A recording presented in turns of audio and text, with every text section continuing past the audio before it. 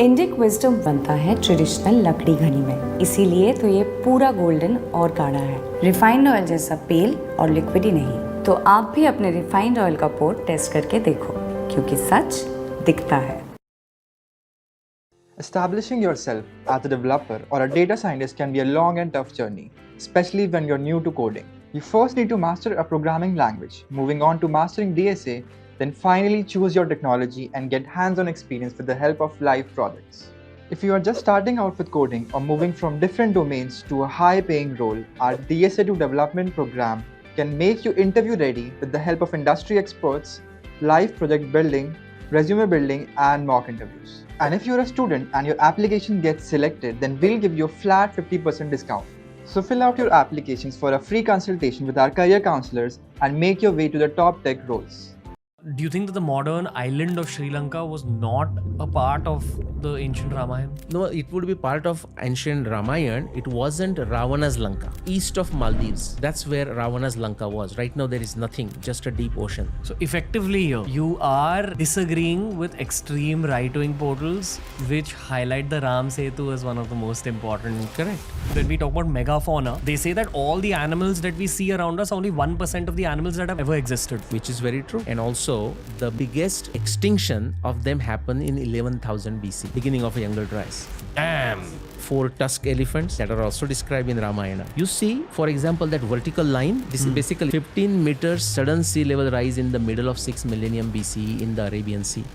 That's Krishna's Dwarka getting destroyed. Where is this South America angle written about in the texts? Indra is the deity of the east direction. Indra established it there. Ananta is referred to the Andes mountain with its Sahasra heads as the each peak. Oh, this is a real thing. Yes. Okay, it's like almost 800 feet tall. Damn! How deep have you gone in this stuff, sir? Shurpanakha is actually been married, Ravana's sister, and has gone to South America. It's lost knowledge, They don't know who created. They don't know why it was created. but it's described in the Puranas. Ramayana. When I used to see Graham Hancock and Randall Carlson's work, I used to always think there needs to be some Indian person who needs to go down and do the same kind of work but from an India context. Honor of my life meeting you today. There's going to be many points during the course of this conversation where you'll be shocked.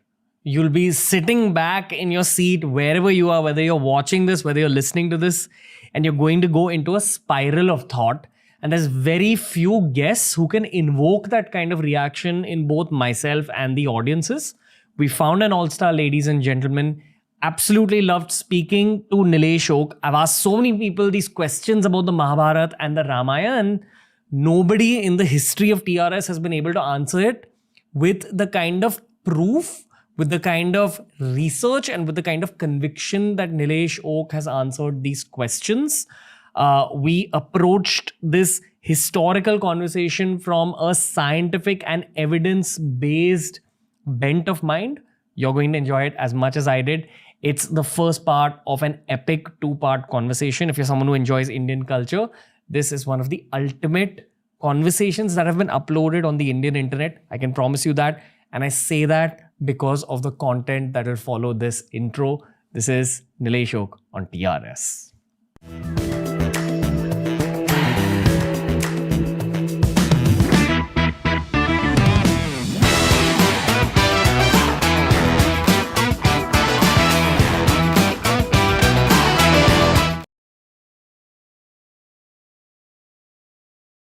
Welcome to TRS, Nilesh Oak, sir. Very happy to be here. I love that you're an engineer. I love it even more that you're an evidence-based, I'd also say passion-based, modern-day historian in many ways. This is something I've learned from Dr. Luke Coutinho, who told me that expertise is always an outcome of passion. And expertise becomes more of an expertise when you back it up with evidence and data. So we're doing a Mahabharata and Ramayana episode after a very long time on TRS. We've had archaeologists on the show. I've noticed that often academically trained archaeologists and historians really value evidence. And I'm sorry I'm starting it out like this, but they often dislike people like you. I don't think audiences dislike people like you. But it's always the professionals of an industry who have gone through that grind, who've put in those years of work in their own studies, who don't love it when someone without a degree actually comes and speaks. But if you scan history, there's been a lot of greats who've not gone to a particular college to study a particular subject and still become experts of that subject. Yeah. Let's begin by talking about dirt archaeology.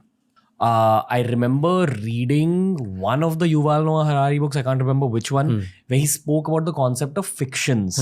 So he said that when you go buy a car which is created by Skoda, okay, what is Skoda really? It's a company. Who thought of the name Skoda? The guy who started it. Who thought of the logo? The guy who started it. Now, when you think of Skoda, you're thinking of a car company. But truly, what it is a fictional creation of the guy who started it. The same is the case for Beer Biceps, my channel's name.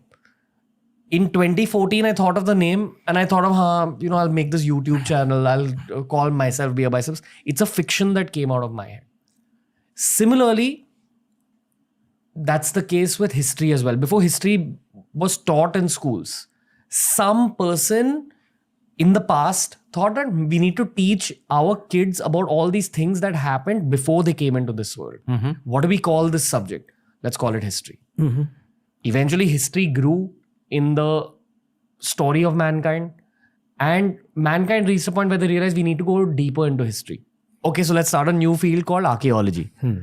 So archaeology also began as a fiction in someone's mind, and someone had to decide the rules of archaeology based on their experience in the field. Therefore, the rules of dirt archaeology were created, and dirt archaeology was created as a subject.